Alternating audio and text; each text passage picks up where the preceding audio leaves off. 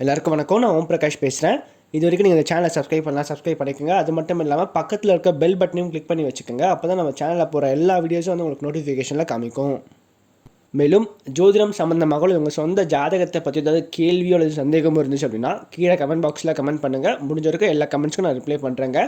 அது மட்டும் இல்லாமல் உங்களுக்கு வந்து உங்களோட சுய ஜாதகத்தை பற்றி முழுசாக தெரிஞ்சுக்கணும், அஸ்ட்ராலஜி கன்சல்டேஷன் அதாவது ஜோதிடம் சம்மந்தமான ஆலோசனைகளுக்கு கீழே வந்து என்னோடய வாட்ஸ்அப் நம்பர் கொடுத்துருக்கேன். நீங்கள் வந்து அந்த நம்பருக்கு வந்து தொடர்பு கொள்ளலாம். கீழே டிஸ்கிரிப்ஷனில் நம்பர் வந்து கொடுத்துருக்கேங்க.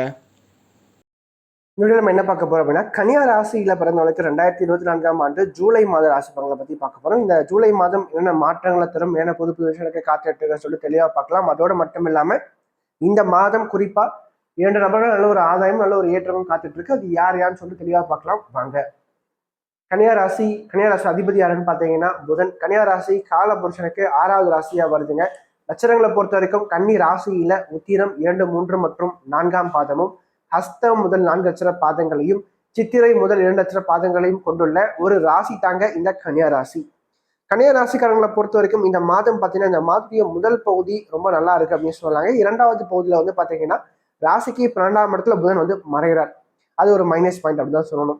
ஸோ இந்த மாதத்திய பலன்களை தெளிவாக பார்த்துடலாம் வாங்க. முதல்ல கன்னியா ராசிக்காரங்களை பொறுத்த வரைக்கும் முதல்ல ப்ளஸ் பாயிண்ட் வந்து நான் சொல்லிடுறேங்க. ஃபர்ஸ்ட் விஷயம், இந்த மாதத்திய முதல் பகுதியில் வந்து பார்த்தீங்கன்னா ராசிநாதன் சொல்லப்படக்கூடிய புதன் ராசிக்கு லாபத்துல சுக்கரனோட கூடி உட்கார போறார். அதாவது லக்னாதிபதியும் பாக்கியாதிபதியும் ஒன்றாக கூடி ராசிக்கு லாபத்துல போய் உட்கார்றது கண்டிப்பா நல்ல ஒரு அமைப்பு அப்படின்னு தான் சொல்லணும். வருமானம் அதிகரிக்கும், செலவுகள் கட்டுக்குள்ள இருக்கும், வீண் பண விரயங்கள் குறையும், தொழில் ரீதியாக நல்ல ஒரு முன்னேற்றம் இருக்கும், நல்ல ஒரு ஏற்றம் இருக்கும், நல்ல ஒரு லாபம் இருக்கும். அது மட்டும் இல்லாமல் குடும்பத்துல ஓரளவுக்கு மகிழ்ச்சியும் சந்தோஷமும் அதிகரிக்கும், இல்லற வாழ்க்கை நல்லா இருக்கும், இல்லறம் நல்லறமா இருக்கும். அதோட மட்டும் இல்லாமல் இந்த காலகட்டத்தை பொறுத்த வரைக்கும் இந்த ஸ்டடீஸை பொறுத்த வரைக்கும் நல்ல ஒரு இன்வால்மெண்ட் கூட படிப்பீங்க. ஸ்டடீஸ்ல நல்ல ஒரு க்ரோத்தை நீங்க பார்க்க போறீங்க. படிப்பு ரீதியாக நல்ல ஒரு காலேஜ் சீட் கிடைச்சி அங்கேயே வந்து பிளேஸ்மெண்ட் ஆகிறதுக்கான வாய்ப்புகள் இருக்கு. குறிப்பா வெளிநாடு சம்பந்தப்பட்ட விஷயங்கள், வெளிநாட்டுல போய் படிக்கிறது, ஸோ இது சம்பந்தப்பட்ட விஷயங்கள்லாம் இந்த மாதம் வந்து ஓரளவுக்கு நல்லா வந்து முடியும் அப்படின்னு சொல்லலாம். அதோட மட்டும் இல்லாம இந்த மாதத்துல பாத்தீங்கன்னா குறிப்பா சனி வக்ரமா இருக்கார். 6ஆம் இடத்துல சனி பகவான் வந்து வக்ரமா இருக்கிறது மிகப்பெரிய ஒரு நல்ல ஒரு அமைப்பு. 6ஆம் இடத்துல சனி பகவான் பலம் குறையிறார், சரிங்களா? அந்த கும்பத்துல சனிக்கு அதிகமான ஒரு பலம், 6ஆம் அதிபதி 6ஆம் இடத்துல வருதுனால கடந்த காலங்கள்ல நிறைய கன்னியா ராசிக்காரர்களுக்கு வந்து பாத்தீங்கன்னா வாழ்க்கையை நிறைய போராட்டமா இருந்திருக்கும். என்னடா வாழ்க்கை இது, இவ்வளவு எப்ப பார்த்தாலும் பிரச்சனை பிரச்சனை பிரச்சனை, இப்படியே வந்து வாழ்க்கை ஓடிட்டு இருக்கேன்னு சொல்லிட்டு நிறைய கன்னியா ராசிக்காரங்க வாழ்க்கையில கடந்த காலங்களில் கஷ்டப்பட்டு இருக்கீங்க, உண்மைதான், சரிங்களா? கண்டிப்பா இல்லைன்னு சொல்ல முடியாது. ஸோ அப்படிப்பட்ட உங்களுக்கு அந்த கஷ்டங்கள்ல இருந்து ஒரு ரிலீஃப் கண்டிப்பா இந்த மாதம் கிடைக்கும், சரிங்களா? முழுமையா சரியாகும் நான் சொல்ல மாட்டேன், இந்த கஷ்டத்துல இருந்து ஒரு ரிலீஃப் கண்டிப்பா கிடைக்கும் அப்படின்னு தான் சொல்லுவேன். ஏன்னா 6ஆம் இடத்துல சனி பகவான் வந்து வக்ரம் பெறதுனால இந்த காலகட்டத்துல அவர் பலம் இழப்பார். 6ஆம் அதிபதி பலம் இழக்கும் போது கடன், நோய், எதிரி இது 3மே கண்டிப்பா மெல்ல மெல்ல குறையும். அப்போ கடன் பிரச்சனை இருக்கிறவங்களுக்கு அந்த கடன் பிரச்சனை இருந்து வெளியே வரதுக்கான வாய்ப்புகள் கண்டிப்பா தேடி வரும். ஆரோக்கியம் சம்பந்தப்பட்ட விஷயம் ஏதாவது பிரச்சனை இருந்துச்சு, ஹெல்த்ல ப்ராப்ளம் இருக்கு அப்படின்னா இந்த மாதிரி 2வது பகுதியில இருந்து மெல்ல மெல்ல பிரச்சனைகள் குறைய ஆரம்பிக்கும் அப்படின்னே சொல்லலாம். என்ன ஒண்ணு, அட்டமாதின்னு சொல்லப்படக்கூடிய செவ்வாய் வந்து இந்த மாதம் 13ஆம் தேதிக்கு பிறகு ராசிக்கு பாக்கியத்துல வந்து 3ஆம் இடத்தை பார்க்கிறார். அது சிறப்பு தான். ஸோ 3ஆம் இடத்தை செவ்வாய் பார்க்கறதுனால உனக்கு முயற்சிகள் கண்டிப்பா வெற்றி பெறும். மனசுல தைரியம் தன்னம்பிக்கை அதிகரிக்கும்.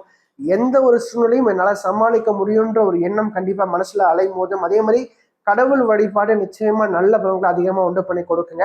நீங்க உங்களுக்கு இஷ்ட தெய்வம் எதுவா இருந்தாலும் சரிங்க, நீங்க மனதார நீங்க போயிட்டு வேண்டுதல் வச்சீங்கன்னா கண்டிப்பா அது பலிக்கும். ஏன்னா பாக்கியத்துல குரு, ஓடி போனவனுக்கு 9ல குருன்னு சொல்லுவாங்க, சரிங்களா? அப்ப பாக்கியத்துல குரு வரும்போது வாழ்க்கையில எந்த ஒரு கஷ்டம் இருந்தாலும் நீங்க போய் கடவுள்கிட்ட முறையா வந்து மனதார பிரார்த்தனை வைக்கும் போது அந்த கஷ்டங்கள் கண்டிப்பா உங்களை விட்டு விலகும். அப்ப கன்னியா ராசிக்காரங்களை பொறுத்த வரைக்கும் இந்த காலகட்டம் நல்ல ஒரு அமைப்புகளை உண்டு பண்ணி கொடுக்க போகுது அப்படின்னு சொல்லலாம்.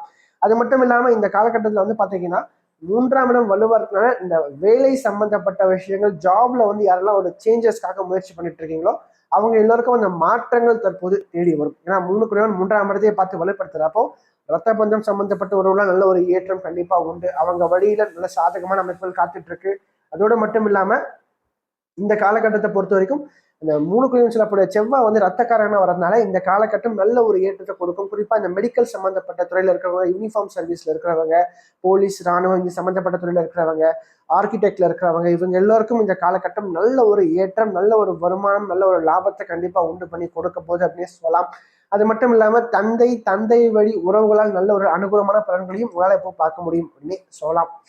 குறிப்பா சனி வந்து பலம் இழக்கிறது சிறப்பு. ஏற்கனவே நம்ம சேனல்ல வந்து பாத்தீங்கன்னா இந்த சனி வக்ர பயிற்சி பலன்களை பத்தி நம்ம வீடியோ ஆல்ரெடி போட்டிருக்கோம். இது வரைக்கும் நீங்க பார்க்கலன்னா கீழே டிஸ்கிரிப்ஷன் லிங்க் கொடுத்துருக்கேன். நீங்க பார்க்காதவங்க விருப்பம் இருந்தால் நீங்க போய் பார்க்கலாம். ஸோ இந்த சனி வக்ர பயிற்சி வந்து பாத்தீங்கன்னா நல்ல ஒரு அனுகூலமான பலன்களை கன்னியா ராசிக்காரர்களுக்கு கொடுக்க போகுது அப்படின்னு சொல்லலாம். அது மட்டும் இல்லாம ராசிக்கு 7ஆம் இடத்துல ராகுங்க. 7ஆம் இடத்துல ராகு இருந்தாலும் வீடு கொடுத்த குரு பகவான் பாக்கியத்துல இருக்கார். திருமண வாழ்க்கை நல்லா இருக்கும். குடும்பத்துல இதனால் வரைக்கும் இருந்த பிரச்சனைகள், கருத்து வேறுபாடுகள் கண்டிப்பா மெல்ல மெல்ல குறையும். என்ன ஒண்ணு, பேச்சுல கொஞ்சம் கவனம் எடுத்துக்கங்க. வீண் பேச்சுக்களை தவிர்த்துடுங்க. கொஞ்சம் கோவத்தை குறைச்சிக்கங்க. அவ்வளவுதான் நான் சொல்லுவேன் இந்த காலகட்டத்தை பொறுத்த வரைக்கும். அதே மாதிரி இந்த மாத்திய 2வது பகுதியில் வந்து பாத்தீங்கன்னா ராசிக்கு லாபத்துல சூரியனும் சுக்கிரனும் சேர்ந்திருப்பாங்க. குடும்பாதிபதியும் விரையாதிபதியும் கூடி லாபத்துல உட்காருறது ஒரு நல்ல ஒரு அமைப்பு தான். ஸோ இந்த காலகட்டத்தை பொறுத்த வரைக்கும் வெளிநாடு சம்பந்தப்பட்ட விஷயங்கள், வெளியூர் சம்பந்தப்பட்ட விஷயங்கள் நல்லா சிறப்பாக வரும். ஸோ அப்ராட் ஆப்பர்ச்சுனிட்டிக்காக ட்ரை பண்றவங்க, வெளிநாட்டில் வேலைக்காக முயற்சி பண்றவங்க, வெளிநாட்டில் படிக்கிறதுக்காக முயற்சி பண்றவங்க, இவங்க எல்லோருக்கும் இந்த காலகட்டம் ஒரு சில நல்ல ஒரு வாய்ப்புகளை உண்டு பண்ணி கொடுக்கும். அப்போ இந்த காலகட்டம் நல்லபடியாக முடிஞ்சிருக்கும், பயன்படுத்திக்கிறது சிறப்பு. அதே மாதிரி பார்த்தீங்கன்னா சொந்த தொழில் மற்றும் வியாபாரம் செய்வது பார்த்தீங்கன்னா இந்த செய்கின்ற தொழிலில் ஓரளவுக்கு நல்ல ஒரு லாபங்கள் கண்டிப்பாக இந்த மாதிரியை முதல் பகுதியில் கிடைக்கும். இந்த மாதிரியை செகண்ட் ஹாஃப் நீங்க பார்த்தீங்கன்னா புதன் வந்து ராசிக்கு 12ஆம் இடத்துல போய் மறைவார். 12ஆம் இடத்துல மறைந்தாலும் கூட அவர் சனியுடைய பார்வையை வாங்கியிருப்பார், செவ்வாயுடைய பார்வையை வாங்கியிருப்பார். அப்போ இந்த மாதத்திய 2வது பகுதியில கொஞ்சம் வந்து நீங்க செலவுகளை கட்டுக்குள்ள வச்சுக்கணும். சரிங்களா? பணம் நிறைய செலவாகும். வீண் செலவுகள் கொஞ்சம் அதிகமா இருக்கும் இந்த காலகட்டத்தில் 2வது பகுதியில. முடிஞ்ச வரைக்கும் பாத்தீங்கன்னா பணத்தை கொஞ்சம் முடிஞ்ச வரைக்கும் செலவு பண்றதை குறைச்சிக்குங்க. வீண் செலவுகளை தவிர்த்துடுங்க. அதே மாதிரி உடம்புக்கு தேவையான ஆரோக்கியமான பொருட்களை சாப்பிட்றத பழக்கப்படுத்திக்கங்க. அது மட்டும் இல்லாம கொஞ்சம் அலைச்சல் அப்படின்ற விஷயம் கொஞ்சம் அதிகமா இருக்கும் இந்த மாசிய 2வது பகுதியில. அதற்கேற்ற மாதிரி முன்னாடியே நீங்க பிளான் பண்ணி எந்த ஒரு விஷயத்தையும் செய்யறது சிறப்பா இருக்கும் கன்னியை பொறுத்த வரைக்கும். அதோட மட்டும் இல்லாம புதனும் போய் 12ல மறையறதுனால கொஞ்சம் புத்தி கூர்மை குறையும். சரிங்களா? அவசரப்பட்டு சில விஷயத்தை எடுத்தும் கவுத்தும் செய்வீங்க. ஸோ அந்த மாதிரி இல்லாம கொஞ்சம் நிறுத்தி நிதானமா எல்லா விஷயத்தையும் நீங்க பண்ணும்போது அது சிறப்பா உங்களுக்கு வரதுக்கான வாய்ப்புகள் சற்று அதிகமா இருக்கு. அடுத்து பாத்தீங்கன்னா ராசிக்கு பாக்கியத்துல குரு இருந்து 5ஆம் இடத்துக்கு குரு பகவான் பார்வை செய்கிறார். கன்னி ராசியில பிறந்தவங்க யாராச்சும் பிரெக்னெண்டா இருக்கீங்க அப்படின்னா கண்டிப்பா தற்போது அந்த குழந்தை பாக்கியம் அப்படின்ற விஷயம் உங்களுக்கு ஆண் வாரிசு பிறக்கிறதுக்கான வாய்ப்பு தற்போது அதிகமா இருக்கு. அதே மாதிரி திருமணம் ஆகி குழந்தை பாக்கியம் யாருக்கெல்லாம் காலதாமதம் ஆயிட்டு இருக்கோ அவங்களுக்கு தற்போது புத்திர பாக்கியம் கிடைக்கிறதுக்கான வாய்ப்புகள் கண்டிப்பா இருக்கு அப்படின்னு சொல்லலாம். ஏன்னா செவ்வாய் குருவோட சேர்ந்து இருக்காருங்க. 5ஆம் இடத்த குரு பகவான் பார்வை செய்யறது சிறப்பு. நம்ம குழந்தை பாக்கியம் சம்பந்தப்பட்ட விஷயங்கள் தற்போது கிடைக்கும் கண்ணில பிறந்தவங்களுக்கு. ஸோ நல்லபடியா பயன்படுத்திக்கங்க. அதே மாதிரி பூர்வீக சொத்துக்கள் சம்பந்தப்பட்ட பிரச்சனைகள், இந்த வழக்குகள் ரொம்ப நாளா வந்து கோர்ட்டு கேஸ் இழுத்துடிச்சிட்டு இருக்க விஷயங்கள் எல்லாம் வழக்குகள் தற்போது உங்களுக்கு சாதகமா அமைந்து முடியுங்க. ஏன்னா 3ஆம் அதிபதி வெற்றி ஸ்தானாதிபதி அந்த இடத்த பார்க்க கண்டிப்பா வெற்றி உங்க பக்கம் கிடைச்சே தீரணும். ஸோ அப்போ இந்த காலகட்டம் நல்ல ஒரு அமைப்புக்கு நல்ல ஒரு ஏற்றத்தை கண்டிப்பா வழிவகுத்து கொடுக்க போகுது அப்படின்னு சொல்லலாம். அது மட்டும் இல்லாம ராசிக்கு லாபத்துல சூரியன் இருக்கிறனால அரசு அரசு வழியில நல்ல ஒரு அனுகூலமான பலன்கள், அரசால் ஒரு ஏற்றம், அரசாங்கத்தின் மூலமாக ஒரு ஆதாயமான விஷயங்கள் நடக்கிறதுக்கான வாய்ப்புகளும் இந்த கிரகங்களை உண்டு பண்ணி கொடுக்கும் அப்படின்னு சொல்லலாம். ஸோ இந்த காலகட்டத்தை பொறுத்த வரைக்கும் அரசு வேலைக்காக நீங்க முயற்சி பண்ணிட்டீங்கன்னா கண்டிப்பா அதற்கான வாய்ப்புகள் தற்போது தேடி வருங்க. அதே மாதிரி சென்ட்ரல் கவர்மெண்ட், ஸ்டேட் கவர்மெண்ட் நீங்க வந்து ஜாப்காக ட்ரை பண்றீங்க, எக்ஸாம் எழுத போறீங்க அப்படின்னாலும் இந்த காலகட்டம் முழுமையா உங்களுக்கு ஒத்துழைப்பு கொடுக்கும் அப்படின்னே சொல்லலாம். ஸோ முடிவு வரைக்கும் இந்த காலகட்டத்தை பொறுத்து நல்லபடியா பயன்படுத்தி வாழ்க்கையில முன்னேற முயற்சி பண்ணுங்க. அதுக்கடுத்து இந்த மாதம் குறிப்பா 2 நபர்கள் நல்ல ஒரு ஆதாயங்கள் காத்துட்டு இருக்கு. அது யார் அப்படின்னு பார்க்கும்போது முதல்ல வந்து செவ்வாய் கன்னியை பொறுத்த வரைக்கும் யோகம் செய்யாத கிரகம். ஆனா இந்த மாதம் அவர் யோகம் செய்ய கடமைப்பட்டவர் தான். சரிங்களா? ஸோ செவ்வாய் வந்து பாத்தீங்கன்னா பாக்கியத்துல உட்காரதுனால கண்டிப்பா இந்த காலகட்டத்தை பொறுத்த வரைக்கும் ரத்த பந்தம் சம்பந்தப்பட்ட உறவுகள் அல்லது தாய் தந்தை இவங்க அவங்க வழியில நல்ல ஒரு ஆதாயம் அல்லது அவங்க வழி சார்ந்த உறவுகளாலையும் நல்ல ஒரு ஆதாயங்கள் உங்களுக்கு ஏற்படுறதுக்கு வாய்ப்பு இருக்கு. சரிங்களா? அதே மாதிரி பாத்தீங்கன்னா இந்த காலத்துல சுக்கிரன் வலுவா இருக்காரு. அப்போ வாழ்க்கை துணையார், மனைவி மக்கள் இவங்க கிட்ட ஒரு ஆலோசனை கேட்டு நீங்க செய்யும் போது அது சிறப்பா வரும். அல்லது வாழ்க்கை துணையார் மூலமாக ஒரு சில நல்ல வாய்ப்புகள் உங்களுக்கு தேடி வரதுக்கான ஒரு காலகட்டமா இந்த காலகட்டம் இருக்கும். ஸோ இவங்களால நல்ல ஒரு ஆதாயம் காத்துட்டு இருக்கு அப்படின்னு சொல்லலாம். அதுக்கடுத்து சந்திராசிரமத்தில் பொறுத்த வரைக்கும் ஜூலை மாதம் 27ஆம் தேதி மதியானம் 1 மணி முதல் ஜூலை மாதம் 29ஆம் தேதி மாலை 4:40 வரைக்கும் சந்திராசிரமம் இருக்குங்க. இந்த காலகட்டங்கள்ல சந்திரன் உங்க ராசிக்கு 8ஆம் இடத்துல போய் மறைவார். எப்பவுமே சந்திரன் 8ஆம் இடத்துல மறையும் போது மனசு அங்க போய் மறையுதுன்னு எடுத்துக்கலாம். சரிங்களா? அப்ப இந்த காலகட்டத்துல சந்திரனை சனி பார்ப்பார். மனக்குழப்பங்கள் கொஞ்சம் அதிகமா இருக்கும். தேவையில்லாம எதையும் நினைச்சு கவலைப்பட்டுட்டு இருப்பீங்க. வீண் குழப்பங்கள் உங்களை வந்து அலைமோதும். ஸோ அப்போ வந்து இந்த காலகட்டத்தை பொறுத்த வரைக்கும் மனசை தெளிவா வச்சுக்கோங்க.